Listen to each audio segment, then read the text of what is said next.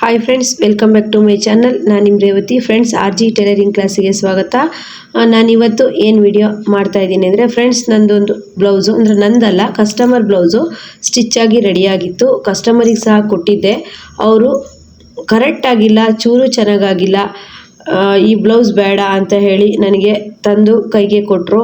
ಆಗ ನನ್ನ ಪರಿಸ್ಥಿತಿ ಹೇಗಿರಬೇಕು ಅನ್ನೋದ್ರ ಬಗ್ಗೆ ನಾನಿವತ್ತು ಕ್ಲಿಯರಾಗಿ ಹೇಳ್ತೀನಿ. ಇಂಥ ಕಸ್ಟಮರ್ನ ನಾವು ಅನಾಸಿನ್ ಕಸ್ಟಮರ್ ಅಂತ ಹೇಳ್ತೀವಿ. ಅಂದರೆ ಅವರು ಒಂಥರ ವಿಚಿತ್ರವಾದ ಕಸ್ಟಮರ್ ಆಗಿರ್ತಾರೆ. ಈ ಕಸ್ಟಮರ್ ನಾನು ಹೇಗೆ ಹ್ಯಾಂಡಲ್ ಮಾಡಿದೆ ಅಂತ ಹೇಳಿಬಿಟ್ಟು ನಿಮ್ಮ ಜೊತೆ ಇವತ್ತು ಹಂಚ್ಕೊಳ್ತೀನಿ. ಬೆಳಗ್ಗೆನೇ ಫುಲ್ ಮೂಡ್ ಆಫ್ ಆಗಿತ್ತು ಫ್ರೆಂಡ್ಸ್. ನೋಡಿ, ಈ ಬ್ಲೌಸು ಇಷ್ಟು ಚೆನ್ನಾಗಾಗಿದೆ. ಆದರೆ ಬ್ಲೌಸ್ ನೋಡೋದಕ್ಕೆ ಚೆನ್ನಾಗಿರಬೇಕು ಅಂತ ನಾನು ಹೇಳಲ್ಲ. ಅದು ಕಸ್ಟಮರ್ ಹಾಕಿದಾಗ ಅವರಿಗೆ ಫಿಟ್ಟಿಂಗ್ ಕರೆಕ್ಟ್ ಇರಬೇಕು, ಚೆನ್ನಾಗಿರಬೇಕು, ಅದನ್ನು ನಾನು ಒಪ್ಕೊಳ್ತೀನಿ. ಆದರೆ ಈ ಬ್ಲೌಸು ನಾನು ಕಸ್ಟಮರಿಗೆ ಕೊಟ್ಟ ತಕ್ಷಣ ಚೂರು ಚೆನ್ನಾಗಾಗಿಲ್ಲ, ನಂದು 2000 ರೂಪಾಯಿ ಸೀರೆನ ಹಾಳು ಮಾಡಿದೆ ಅಂತೇಳಿ ಕೊಟ್ಟರು. ಅದನ್ನು ನಾನು ಹೇಗೆ ಹ್ಯಾಂಡಲ್ ಮಾಡಿದೆ, ಹೇಗೆ ಅದಕ್ಕೆ ಪರಿಹಾರ ಕಂಡಿಡಿದೆ, ಹೇಗೆ ಸರಿ ಮಾಡಿಕೊಡ್ಬೇಕು ಇವಾಗ ಅನ್ನೋದನ್ನು ನಾನು ಫುಲ್ ಈ ವಿಡಿಯೋ ಕಟಿಂಗ್ ಮಾಡ್ತಾ ಇರೋ ಮೂಲಕ ನಾನು ಹೇಳ್ತೀನಿ.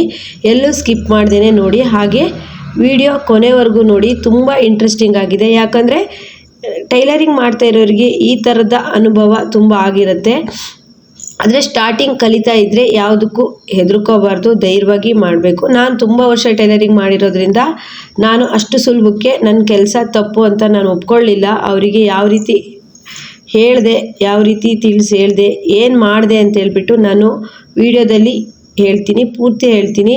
ಫ್ರೆಂಡ್ಸ್, ಕಟಿಂಗ್ ಮಾತ್ರ ಸಾದಾ ಬ್ಲೌಸ್ ಬೋಟ್ ನೆಕ್ ಕಟಿಂಗ್ ಮಾಡ್ತಾ ಇದ್ದೀನಿ. ಕಟಿಂಗ್ ಮಾಡ್ತಾ ನಾನು ಫಸ್ಟ್ ತೋರಿಸ್ದೆ ಅಲ್ಲ ಪಿಂಕ್ ಬ್ಲೌಸು, ಆ ಬ್ಲೌಸು ನನಗೆ ಕಸ್ಟಮರು ಹಾಳಾಗಿದೆ, ಬ್ಲೌಸ್ ಹಾಳು ಮಾಡಿದ್ರಿ ಅಂತ ತಂದುಕೊಟ್ಟಾಗ ನಾನು ಅವ್ರ ಹತ್ರ ಹೇಗೆ ಮಾತಾಡಿದೆ, ಅವರನ್ನು ಹೇಗೆ ಹ್ಯಾಂಡಲ್ ಮಾಡಿದೆ, ಅವರಿಗೆ ಏನು ಹೇಳಿದೆ ಅಂತ ಹೇಳ್ಬಿಟ್ಟು ಈ ವಿಡಿಯೋದ ಪೂರ್ತಿ ಹೇಳ್ತೀನಿ. ಪೂರ್ತಿ ವಿಡಿಯೋನ ಸ್ಕಿಪ್ ಮಾಡ್ದಾಗೇ ನೋಡಿ. ಫ್ರೆಂಡ್ಸ್, ಫಸ್ಟ್ ತೋರಿಸ್ದೆ ಅಲ್ಲ ಪಿಂಕ್ ಬ್ಲೌಸು, ಆ ಬ್ಲೌಸನ್ನು ಕಸ್ಟಮರ್ ತೊಗೊಂಡು ಬಂದರು. ಅದು 2 ದಿನಕ್ಕೆ ಮುಂಚೆ ತೊಗೊಂಡೋಗಿದ್ರು. ಅಂದರೆ 1 ರೂಪಾಯಿ ದುಡ್ಡನ್ನು ಕೊಡದೆ ಹಾಗೆಯೇ ಆ ಬ್ಲೌಸನ್ನು ತೊಗೊಂಡೋಗಿದ್ರು. ಅವರು ಇವತ್ತು ಬುಧವಾರ, ಇವತ್ತು ತೊಗೊಬಂದು ಗೇಟ್ ದಾಟ್ತಾ ಇರೋವಾಗೇ ಅವರು ಜೋರಾಗಿ ನನ್ನ ಬ್ಲೌಸು 2000 ರೂಪಾಯಿ ಸೀರೆದು ಹಾಳು ಮಾಡಿಬಿಟ್ಟಿಯಲ್ಲ, ಹಾಕೋಕ್ಕೆ ಬರೋದಿಲ್ಲ, ನಂಗೆ ಇಷ್ಟ ಇಲ್ಲ, ಹಾಗೆ ಹೀಗೆ ಅಂತೇಳಿ ತುಂಬ ಜೋರಾಗಿ ಕೂಗಾಡೋಕ್ಕೆ ಶುರು ಮಾಡಿದ್ರು. ನಾನು ಅವ್ರನ್ನ ಏನು ಮಾಡಿದೆ ಅಂದರೆ, ಆಯಿತು ಪರವಾಗಿಲ್ಲ, ಏನು ಅಂತ ಹೇಳಿ ನೋಡೋಣ, ನೀವು ಫಸ್ಟು ಒಳಗೆ ಬನ್ನಿ ಕೂತ್ಕೊಳ್ಳಿ ಅಂತ ಹೇಳಿದೆ. ಯಾಕಂದರೆ ಅಕ್ಕಪಕ್ಕದ ಮನೆಯವ್ರು ನಮಗಂದರೆ ಏನಂತ ಹೇಳ್ತಾರೆ ಹೇಳಿ. ಹಾಗಾಗಿ ನಾನೇನು ಮಾಡಿದೆ, ಬನ್ನಿ ಫಸ್ಟು ಒಳಗೆ ನೋಡೋಣ ಎಂತ ಆಗಿದೆ ಅಂತ ಹೇಳ್ಬಿಟ್ಟು. ಟೆನ್ಷನ್ ಏನು ಮಾಡ್ಕೊಳ್ಳೋದು ಬೇಡ, ನೀವು ನಾವಿದ್ದೀವಿ. ನನಗೆ ಗೊತ್ತಿತ್ತು ಫ್ರೆಂಡ್ಸ್, ಆ ಬ್ಲೌಸು ಕರೆಕ್ಟ್ ಆಗಿದೆ, ಅವ್ರು ಕೊಟ್ಟಿರೋ ಅಳತೆ ಬ್ಲೌಸಿಗೆ ಕರೆಕ್ಟ್ ಆಗಿದೆ ಅನ್ನೋದು ನನಗೆ ತುಂಬ ಕಾನ್ಫಿಡೆನ್ಸ್ ಇತ್ತು. ಹಾಳಾಗೋದಕ್ಕೆ ಅಂದರೆ ಒಂದು ಬ್ಲೌಸು ಪೂರ್ತಿ ಹಾಳು ಮಾಡಿಕೊಡೋಷ್ಟು ಕೆಟ್ಟದಾಗಿ ಅಂತೂ ಸ್ಟಿಚ್ ಮಾಡಲ್ಲ. ತುಂಬ ವರ್ಷದಿಂದ ಸ್ಟಿಚ್ ಮಾಡ್ತಾ ಇದ್ದೀನಿ. ನನಗೆ ಗೊತ್ತಿತ್ತು ಈ ಬ್ಲೌಸ್ ಹಾಳಾಗಿಲ್ಲ, ಈ ಅಮ್ಮ ಏನೋ ಡ್ರಾಮಾ ಮಾಡ್ತಿದೆ ಅಂತ ಹೇಳ್ಬಿಟ್ಟು ನನಗೆ ಗೊತ್ತಾಯಿತು.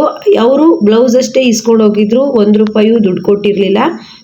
ಆದರೆ ಸ್ಯಾರಿ ಕುಚ್ಚಾಕೋಕ್ಕೆ ಮತ್ತು ಸ್ಯಾರಿ ಫಾಲು ಮತ್ತು ಲೈನಿಂಗ್ ಎಲ್ಲ ಹಾಕಿ ಹೊಲಿದಿದ್ದೆ. ಅದು ಎಷ್ಟು ಅಮೌಂಟ್ ಅಂತೂ ಸಹ ಅವ್ರು ಕೇಳಲಿಲ್ಲ. ಆದರೆ ಅವರು ಒಂದೇ ಸಮನೆ ನನ್ನ ಬ್ಲೌಸ್ ಹಾಳಾಯಿತು ಅಂತಲೇ ಹೇಳ್ತಾಯಿದ್ರು. ನಾನೇ ಹೇಳಿದೆ, ಏನಾಗಿದೆ ಹೇಳಿ, ಏನು ಕರೆಕ್ಟಾಗಿದೆ, ಏನು ಸರಿಯಾಗಲಿಲ್ಲ ಹೇಳಿ ಅಂತ ಒಂದೇ ಸಮನೆ ಕೇಳ್ತಾ ಇದ್ದೆ. ಆದರೆ ಅವ್ರು ಮಾತ್ರ ಇಲ್ಲ, ಬ್ಲೌಸ್ ಹಾಳಾಯಿತು, 2000 ರೂಪಾಯಿ ಕೊಟ್ಟಿದ್ದೆ, ಸೀರೆ ಬ್ಲೌಸು ಹಾಳಾಯಿತು ಅಂತ ಹೇಳ್ತಾ ಇದ್ದಾರೆ. ಸೀರೆ ನನ್ನ ಹತ್ರನೇ ಇತ್ತು, ಬ್ಲೌಸು. ಅದಕ್ಕೆ ನಾನು ಆಮೇಲೆ ಏನು ಮಾಡಿದೆ, ನನಗೂ ತುಂಬ ಬೇಜಾರಾಯಿತು. ನಾನು ಯಾರೋ ಬೇರೆ ಟೈಲರ್ ಹತ್ರ ಕೊಡ್ತಾ ಇದ್ದೆ, ಹಾಗೆ ಹೇಗೆ ಅಂತ ಹೇಳಿದ್ರು. ನನಗೆ ಅವಾಗ ತುಂಬಾ ಸ್ವಲ್ಪ ಬೇಜಾರಾಗಿ ನನಗೆ ಸಿಟ್ಟು ಬಂತು. ನನ್ನ ಕೆಲಸದ ಮೇಲೆ ನನಗೆ ಕಾನ್ಫಿಡೆನ್ಸ್ ಇರೋದ್ರಿಂದ ನಾನು ಹೇಳಿದೆ, ನಮ್ಮನೆಗೆ ಯಾರೂ ಇಲ್ಲ ಇವಾಗ, ನೀವು ವೇರ್ ಮಾಡಿ ನನಗೆ ತೋರಿಸ್ಬೇಕು. ನೀವು ತೋರಿಸಿದ್ರೆ ಮಾತ್ರ ನಾನು ನಂಬೋದು, ಇಲ್ಲಾಂದರೆ ನೀವು ಒಟ್ಟು ಬ್ಲೌಸ್ ಹಾಳಾಗೋಯ್ತು ಅಂದರೆ ಅದನ್ನು ನಾನು ನಂಬಲ್ಲ. ಅಕಸ್ಮಾತ್ ನೀವು ವೇರ್ ಮಾಡಿದಾಗ ಆ ಬ್ಲೌಸ್ ಹಾಳಾಗಿದ್ದರೆ ನಾನು ಮ್ಯಾಚಿಂಗ್ ಸೆಂಟರಲ್ಲಿ ಹೋಗ್ಬಿಟ್ಟು ಇದೇ ಸೇಮ್ ಕಲರ್ ಬ್ಲೌಸ್ ಪೀಸ್ ತಂದು ಸ್ಟಿಚ್ ಮಾಡಿಕೊಡ್ತೀನಿ ಅಂತ ಹೇಳ್ಬಿಟ್ಟು ನಾನು ಜೋರಾಗಿ ಹೇಳಿದೆ. ನಾನು ಒಂದು ಸಲ ಅವರಿಗೆ ತಾಳ್ಮೆಯಿಂದ ಕೇಳಿದೆ, ಆದರೆ ಅವರು ಡ್ರಾಮಾ ಮಾಡ್ತಾ ಇದ್ದಾರೆ ಅಂತೇಳಿ ನನಗೆ ಅನ್ನಿಸ್ತು. ಆಗ ನಾನು ಸ್ವಲ್ಪ ರ್ಯಾಶ್ ಆದೆ. ಯಾಕಂದರೆ ನಾವು ಯಾವ ಕೆಲಸದಲ್ಲಾದರೂ ಕಾನ್ಫಿಡೆನ್ಸ್ ಆಗಿ ತುಂಬ ವರ್ಷದಿಂದ ಹೊಲಿತಿದ್ದೀವಿ ಅಂದರೆ ನಮ್ಮ ಕೆಲಸ ನಮಗೆ ಗೊತ್ತಿರುತ್ತೆ. ಹಾಗಾಗಿ ನಾನು ಅವ್ರ ಮನೆ ಒಳಗೆ ಕರೆದ್ಬಿಟ್ಟು ಆ ಬ್ಲೌಸನ್ನು ಬಿಡಲಿಲ್ಲ. ನಾನು ತುಂಬ ಹಠ ಮಾಡಿಬಿಟ್ಟು ಆ ಬ್ಲೌಸನ್ನು ಹಾಕಿಸ್ದೆ ಅವರಿಗೆ. ಅವರು ಹಾಕೋದಕ್ಕೆ ರೆಡಿ ಇರಲಿಲ್ಲ. ನಾನು ಆಮೇಲೆ ಹೇಳಿದೆ, ಇಲ್ಲ ನಿಮಗೆ ನಾನು ಬ್ಲೌಸ್ ಸರಿ ಮಾಡಿ ಕೊಡಬೇಕು, ಇಲ್ಲಾಂದರೆ ಹೊಸ ಬ್ಲೌಸ್ ಹೊಲ್ದು ಕೊಡಬೇಕು ಅನ್ನಂಗಿದ್ರೆ ನೀವು ಈ ಬ್ಲೌಸನ್ನು ವೇರ್ ಮಾಡಿ ನನಗೆ ತೋರಿಸ್ಬೇಕು. ನೀವು ಮತ್ತು ಅಳತೆ ಬ್ಲೌಸನ್ನು ಸಹ ಹಾಕಬೇಕು. ಯಾಕಂದರೆ ಫ್ರೆಂಡ್ಸ್, ಅಳತೆ ಬ್ಲೌಸ್ ಕೊಟ್ಟಿರೋದೇನಾದರೂ ಮಿಸ್ಟೇಕ್ ಇದ್ದರೂ ಸಹ ನಮಗೆ ಗೊತ್ತಾಗ್ದೇ ಅದನ್ನು ನಾವು ಹಾಗೇ ಸ್ಟಿಚ್ ಮಾಡಿದ್ರೂ ಮಿಸ್ಟೇಕ್ ಆಗೋ ಸಾಧ್ಯತೆ ಇರುತ್ತೆ. ಹಾಗಾಗಿ ನಾನು ಹೇಳಿದೆ, ನೀವು ಅಳತೆ ಬ್ಲೌಸನ್ನು ಫಸ್ಟ್ ಹಾಕಿ ತೋರಿಸಿ, ನೆಕ್ಸ್ಟು ನಾನು ಸ್ಟಿಚ್ ಮಾಡಿರೋ ಬ್ಲೌಸನ್ನು ಸಹ ಹಾಕಿ ತೋರಿಸಿ ಅಂತ ಹೇಳಿದೆ. ಅವರು ನಮ್ಮ ಮನೆಯೇ ಆ ಬ್ಲೌಸನ್ನು ಹಾಕಿದರು. ಹಾಕಿದಾಗ ನಾನು ನೋಡಿದೆ, ಬ್ಲೌಸು ಪರ್ಫೆಕ್ಟಾಗಿ ಕರೆಕ್ಟಾಗಿ ಬಂದಿತ್ತು.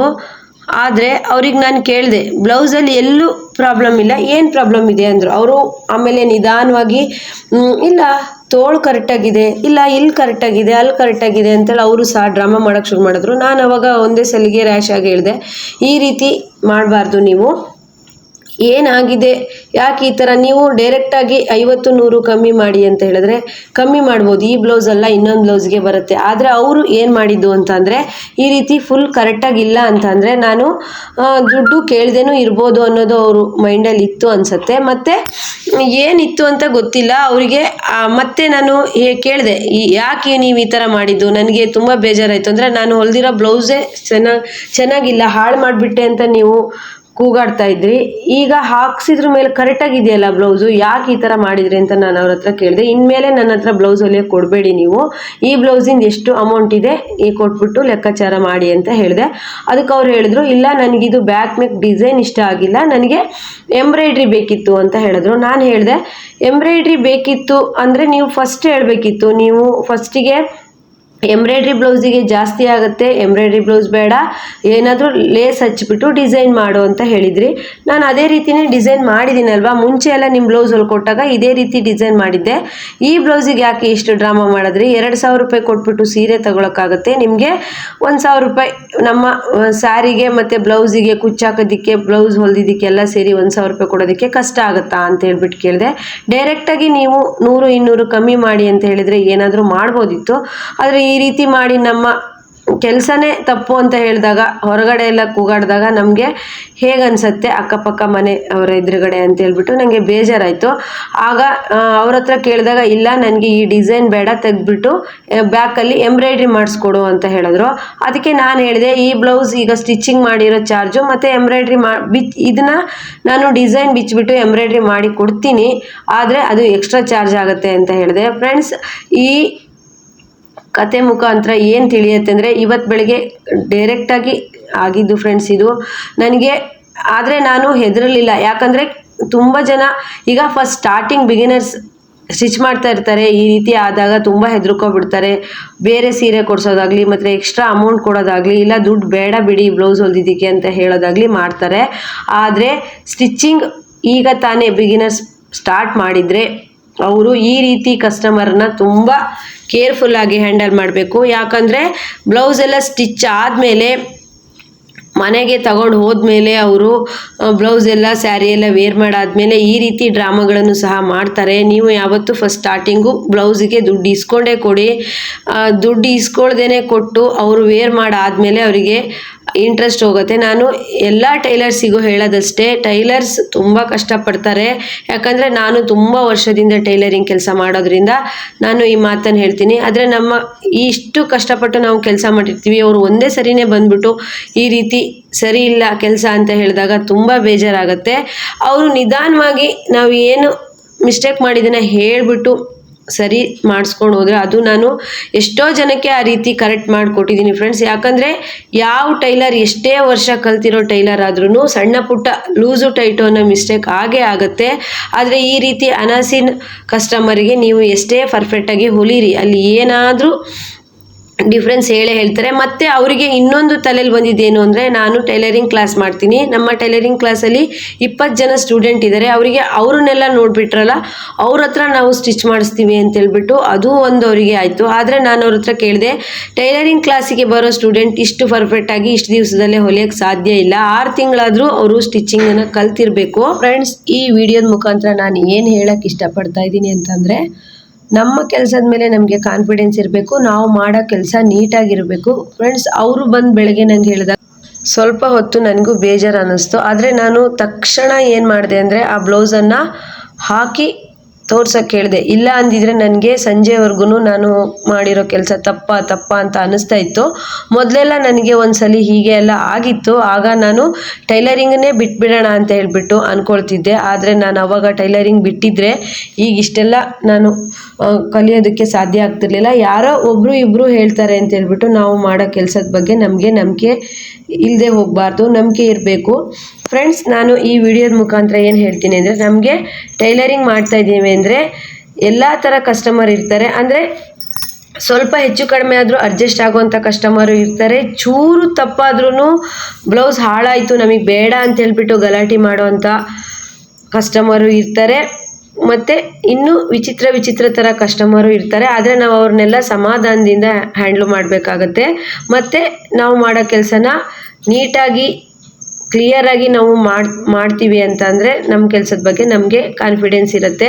ಫ್ರೆಂಡ್ಸ್, ನಾನೇನಾದರೂ ಆ ರೀತಿ ಮಾಡೋದಿದ್ದರೆ 20 ಜನಕ್ಕೆ ಈಗ ಟೈಲರಿಂಗ್ ಕಲಿಸ್ತಾ ಇದ್ದೀನಿ. ಮತ್ತು ಮೊದಲು ತುಂಬ ಜನಕ್ಕೆ ಟೈಲರಿಂಗ್ ಕಲಿಸ್ತಾ ಇದ್ದೆ. ಹಾಗಾಗಿ ನಾನು ಯಾವತ್ತೂ ತಪ್ಪು ಸಹ ಹೇಳ್ಕೊಡಲ್ಲ. ನೀವು ದೂರದಿಂದನೇ ನಮ್ಮ ಸ್ಟೂಡೆಂಟ್ ನಂಗೆ ತೋರಿಸಿದ್ರು ನಾನು ತಪ್ಪು ಅಂತ ಹೇಳಿ ಸರಿ ಅಂತೇಳಿ ಹೇಳ್ತೀನಿ. ಹಾಗೆ ನಮಗೆ ಸರ್ವಿಸ್ ಇದೆ. ಹಾಗಾಗಿ ಅವರು ನನಗೆ ಹೇಳಿದಾಗ ನಾನು ನಂಬಲಿಲ್ಲ, ನನ್ನ ಕೆಲಸ ತಪ್ಪು ಅಂತೇಳಿ ನಾನು ನಂಬಲಿಲ್ಲ. ತಕ್ಷಣ ಬ್ಲೌಸನ್ನು ವೇರ್ ಮಾಡಿಸ್ಬಿಟ್ಟು ಹಾಕಿಸಿ ನೋಡಿದಾಗ ನನಗೆ ನನ್ನ ತಪ್ಪಿಲ್ಲ ಅಂತ ಗೊತ್ತಾಯಿತು. ಆದರೆ ಅವರು ಡಿಸೈನ್ ಚೇಂಜ್ ಮಾಡು ಹಂಗೆಲ್ಲ ಕರೆಕ್ಟಾಗಿ ನಂಗೆ ಹೇಳಿದರೆ ನಾನು ಮಾಡಿಕೊಡ್ತಿದ್ದೆ. ನಾನು ಮಾಡಿರೋ ಕೆಲಸನೇ ತಪ್ಪು ಅಂತ ಹೇಳಿಬಿಟ್ಟು ನನ್ನನ್ನು ಬೇಜಾರು ಮಾಡಿದ್ರು. ಹಾಗಾಗಿ ನಂಗೆ ತುಂಬ ಬೇಜಾರಾಯಿತು. ಇನ್ಯಾವತ್ತೂ ನಾನು ಅವ್ರ ಬಟ್ಟೆ ತೊಗೊಬಾರ್ದು. ಈ ಸಲ ನಾನು ಬೇಕಾದರೆ ಅವರಿಗೆ ಆ ಡಿಸೈನ್ ಬಿಟ್ಬಿಟ್ಟು ಎಂಬ್ರಾಯ್ಡ್ರಿ ಮಾಡಿಸಿ ಕೊಡ್ತೀನಿ. ಆದರೆ ನೆಕ್ಸ್ಟ್ ಯಾವಾಗೂ ಅವ್ರ ಬಟ್ಟೆನ ನನಗೆ ನಾನು ತಗೊಳ್ಳೋದಿಲ್ಲ. ಯಾಕಂದರೆ ಅವರು ಯಾವ ಥರ ಅಂತಂದರೆ, ನಮ್ಮೂರಲ್ಲಿ ಯಾವ್ಯಾವ ಟೈಲರ್ ಇದ್ದಾರೋ ಎಲ್ಲ ಟೈಲರ್ ಹತ್ರನೂ ಹೋಗಿ ಬಟ್ಟೆ ಹೊಲಿಸ್ತಾರೆ. ಮತ್ತು ಬಟ್ಟೆ ಹೊಲಿಸಿ ದುಡ್ಡು ಕೊಡುವಾಗ ಅವ್ರ ಕೆಲಸ ಸರಿ ಇಲ್ಲ ಅಂತ ಹೇಳ್ಬಿಟ್ಟು ಹೇಳ್ತಾರೆ. ಯಾಕಂದರೆ ನನ್ನ ಹತ್ರನೇ ಈ ಮಾತುಕತೆ ಮುಗ್ದಾಗ ಹೇಳಿದ್ರು, ಅಲ್ಲಿ ಯಾರ್ದೋ ಟೈಲರ್ ಹತ್ರ ಹೊಲಿಸಿದ್ವಿ, ಅವರು ಇಷ್ಟು ದುಡ್ಡು ಅಷ್ಟು ದುಡ್ಡು ₹1 ಬಿಡಲ್ಲ ಅಂತ ಹೇಳಿದ್ರು. ನನಗೆ ಆವಾಗ ಗೊತ್ತಾಯಿತು, ಇವರು ದುಡ್ಡಿಗೋಸ್ಕರನೇ ಈ ರೀತಿ ಎಲ್ಲ ಡ್ರಾಮಾ ಮಾಡಿದ್ರು, ದುಡ್ಡು ಕೊಡಬೇಕಾಗತ್ತೆ ಅಂತ ಹೇಳ್ಬಿಟ್ಟು. ಇವರಿಗೆ ₹2,000 ಸೀರೆ ತಗೊಳ್ಳೋದಕ್ಕಿರುತ್ತೆ. ಆದರೆ ಟೈಲರ್ ಹತ್ರ ಬ್ಲೌಸ್ ಹೊಲಿಸ್ಬಿಟ್ಟು ಅದ್ರ ದುಡ್ಡು ಕೊಡೋದಕ್ಕೆ ಇವರಿಗೆ ಕಷ್ಟ ಆಗಿರುತ್ತೆ. ಆಗ ಈ ಥರ ಡ್ರಾಮಾಗಳು ಮಾಡ್ತಾರೆ. ಆ ರೀತಿ ಕಸ್ಟಮರ್ ನಿಮಗೆ ಗೊತ್ತಾಯಿತು ಅಂದರೆ ಅವ್ರ ಬಟ್ಟೆನ ನೀವು ತಗೋಬೇಡಿ. ಎಲ್ಲ ಕಸ್ಟಮರು ಒಳ್ಳೆಯವರೇ ಸಿಗ್ತಾರೆ, ಅವರು ಎಲ್ಲದಕ್ಕೂ ಅಡ್ಜಸ್ಟ್ ಆಗ್ತಾರೆ ಅಂತಲ್ಲ. ನಮ್ಮ ಕೆಲಸನೂ ಕರೆಕ್ಟಾಗಿದ್ದರೆ ಕಸ್ಟಮರ್ ನಮಗೆ ಒಂದ್ಸಲಿ ಬಟ್ಟೆ ಕೊಟ್ಟರೆ ಅವರೇ ಕಾಯಂ ಕಸ್ಟಮರ್ ಆಗ್ತಾರೆ.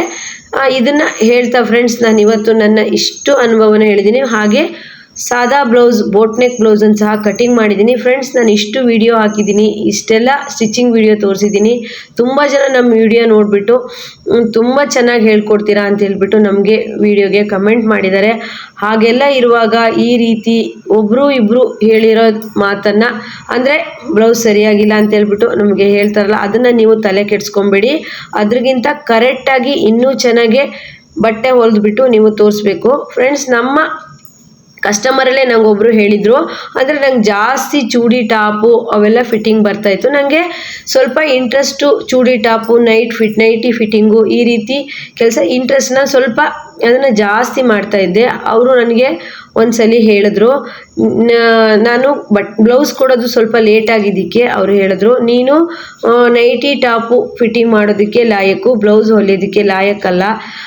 ನಾನು ಯಾವಾಗಲೂ ನಿಂಗೆ ನೈಟಿ ಟಾಪನ್ನ ಫಿಟ್ಟಿಂಗ್ ಮಾಡೋದಕ್ಕೆ ಕೊಡ್ತೀನಿ ಅಂತ ಹೇಳಿದರು. ನನಗೆ ಅವಾಗ ತುಂಬ ಬೇಜಾರು ಅನಿಸ್ತಿತ್ತು. ಇಷ್ಟೆಲ್ಲ ಬ್ಲೌಸನ್ನು ಸ್ಟಿಚ್ ಮಾಡಿದ್ರು, ಅವ್ರು ನನಗೆ ಈ ರೀತಿ ಹೇಳಿಬಿಟ್ರಲ್ಲ ಅಂತೇಳಿ ನಾನು ಅವತ್ತಿಂದನೇ ಇಲ್ಲ, ನಾನು ಎಕ್ಸ್ಟ್ರಾ ಏನೇನೋ ಮಾಡಬೇಕು, ಇನ್ನೂ ಏನೇನೋ ಕಲಿಬೇಕು ಅಂತ ಹೇಳ್ಬಿಟ್ಟು ನಾನು ಅವತ್ತಿಂದ ಎಕ್ಸ್ಟ್ರಾಗಳನ್ನೆಲ್ಲ ಕಲಿತೆ. ಹಾಗೆ ಈಗ ಚೂಡಿ ಟಾಪು ಮತ್ತು ನೈಟಿ ಫಿಟ್ಟಿಂಗು ನಮ್ಮ ಕಾಯಂ ಕಸ್ಟಮರ್ ತಂದಾಗ ನಾವು ಮಾಡಿಕೊಡಲ್ಲ ಅಂತ ಹೇಳಕ್ಕೆ ಬರೋದಿಲ್ಲ, ನಾವು ಅದನ್ನು ರೆಡಿ ಮಾಡಿಕೊಡ್ಬೇಕಾಗತ್ತೆ. ಆದರೆ ಒಬ್ಬರು ಕಸ್ಟಮರ್ ಬಂದು ನನಗೆ ಹಾಗೆ ಹೇಳಿಬಿಟ್ರು. ಅವತ್ತಿಂದ ನಾನು ಅದ್ರ ಜೊತೆಗೆ ನಮ್ಮ ಟೈಲರಿಂಗ್ ಕ್ಲಾಸ್ ಶುರು ಮಾಡಿದೆ, ಯೂಟ್ಯೂಬ್ ಶುರು ಮಾಡಿದೆ. ಇನ್ನೂ ಎಕ್ಸ್ಟ್ರಾ ನಾನು ಪ್ರತಿದಿನ ಕಲಿಬೇಕು ಅಂತ ಹೇಳ್ಬಿಟ್ಟು ಛಲದಿಂದ ಕಲಿತಾ ಇದ್ದೀನಿ. ಹಾಗೆಯೇ ಛಲದಿಂದ ಕೆಲಸ ಮಾಡ್ತಾ ಇದ್ದೀನಿ. ನಾವು ಇರೋ ತನಕನೂ ಕಲಿಯೋದು ಇದ್ದೇ ಇರುತ್ತೆ. ಏನೋ ಒಂದು ದಿನ ಪ್ರತಿ ಹೊಸದು ಕಲಿಯೋಕ್ಕಿದ್ದೇ ಇರುತ್ತೆ. ನಾವು ಕಲಿಬೇಕು. ಯಾರು ಏನೇ ಹೇಳಿದ್ರು ತಲೆ ಕೆಡಿಸ್ಕೊಳ್ದೆ ನಾವು ಮಾಡೋ ಕೆಲಸನ ಕರೆಕ್ಟಾಗಿ ಮಾಡಬೇಕು ಅನ್ನೋದೇ ನನ್ನ ಉದ್ದೇಶ. ಫ್ರೆಂಡ್ಸ್, ಏನು ಅಂತಂದರೆ, ಒಬ್ಬೊಬ್ಬರು ಕಿರಿಕಿರಿ ಮಾಡೋ ಕಸ್ಟಮರು ಸಣ್ಣ ಪುಟ್ಟಕ್ಕೂ ಅಂದರೆ ಹುಕ್ಸ್ ಹಚ್ಚಿದ್ದಕ್ಕೂ ಸಹ ಕಿರಿಕಿರಿ ಮಾಡ್ತಾರೆ. ಅವ್ರ ಮೈಂಡ್ ಸೆಟ್ ಹಾಗೇ ಇರುತ್ತೆ. ಅಂದರೆ ಬ್ಲೌಸನ್ನು ಟೈಲರ್ ಹೊಲ್ಕೊಟ್ರೆ ಏನೋ ಒಂದು ಕಂಪ್ಲೇಂಟ್ ಹೇಳಲೇಬೇಕು. ಎಷ್ಟೇ ಪರ್ಫೆಕ್ಟ್ ಆಗಿದ್ದರೂ ಅವರಿಗೆ ಟೈಲರ್ ಕೆಲಸ ಮಾಡಿಕೊಟ್ಟಿದ್ದಂದರೆ ಟೈಲರಿಂಗ್ ಅಂದರೆ ಬಟ್ಟೆ ಹೊಲ್ಕೊಟ್ಟಿರೋದನ್ನು ಅವರು ಒಂದಾದರೂ ತಪ್ಪನ್ನ ಹೇಳಲೇಬೇಕು. ಆಗ ಅವ್ರಿಗೆ ಸಮಾಧಾನ. ಇದು ಯಾವ ರೀತಿ ಕಸ್ಟಮರ್ ಅಂದರೆ, ಅರ್ಧ ಟೈಲರಿಂಗ್ ಕಲ್ತ್ಬಿಟ್ಟು ಟೈಲರಿಂಗ್ ಮಾಡ್ತಾ ಇರಲ್ಲ, ಅವರು ಸ್ವಲ್ಪ ಗೊತ್ತಿರುತ್ತಲ್ಲ, ಅವರು ಈ ರೀತಿ ಮಾಡ್ತಾರೆ.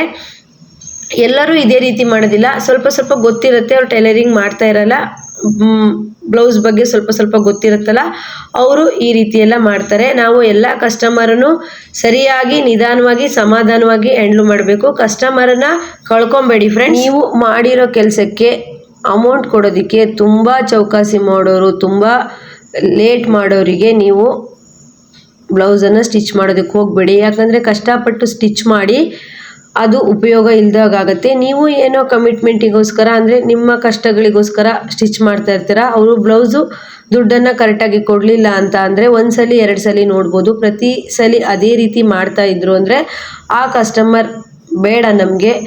ಚೆನ್ನಾಗಿ ಅಮೌಂಟ್ ಕೊಡೋ ಅಂಥವ್ರು, ಕಿರಿಕಿರಿ ಇಲ್ಲದೆ ಅಂಥವ್ರು ಒಂದು 10 ಜನ ಕಸ್ಟಮರ್, ರೆಗ್ಯುಲರ್ ಕಸ್ಟಮರ್ ನೀವು ಇಟ್ಕೊಂಡ್ರು ಸಾಕು. ವರ್ಷ ಪೂರ್ತಿ ಅವ್ರದ್ದೇ ಬಟ್ಟೆನ ಹೊಲಿಬೋದು, ಹಾಗಿರುತ್ತೆ.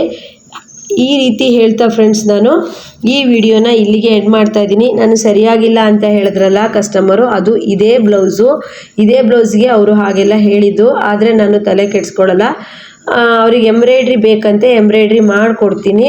ಓಕೆ ಫ್ರೆಂಡ್ಸ್, ನಮ್ಮ ಕ್ಲಾಸಲ್ಲಿ ಜ್ಯೋತಿ ಅನ್ನೋ ಸ್ಟೂಡೆಂಟ್ ಬರ್ತ್ಡೇ ಆಗಿತ್ತು. ಅವಳಿಗೂ ಹ್ಯಾಪಿ ಬರ್ಡೇ ಜ್ಯೋತಿ ಅಂತ ಹೇಳ್ತಾ ಈ ವಿಡಿಯೋನ ಇಲ್ಲಿಗೆ ಮುಗಿಸ್ತಾ ಇದ್ದೀನಿ.